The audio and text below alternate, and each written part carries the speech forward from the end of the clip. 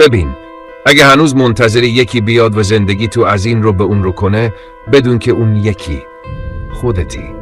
هممون یه جایی تو زندگیمون زمین خوردیم. نه، چون این صدا از دل هزار تا شب تاریک اومده.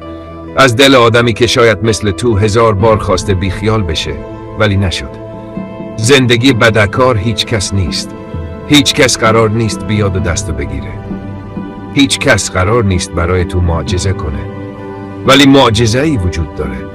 وقتی توی سکوت مطلق با یه دل خواسته بلند میشی و میگی من هنوز هستم. اون لحظه، اون تصمیم کوچیک بزرگترین جنگ زندگی میزنه و تو اگه بهتونی اون لحظه پیروز بشی دیگه هیچ چیز جلودارت نیست. نگو نمیتونم. نگو دیگه دیره. دیره واسه کی؟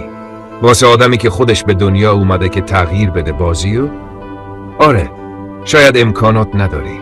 شاید پول نداری. شاید گوشیت ضعیفه. شاید کسی تشویقت نمیکنه.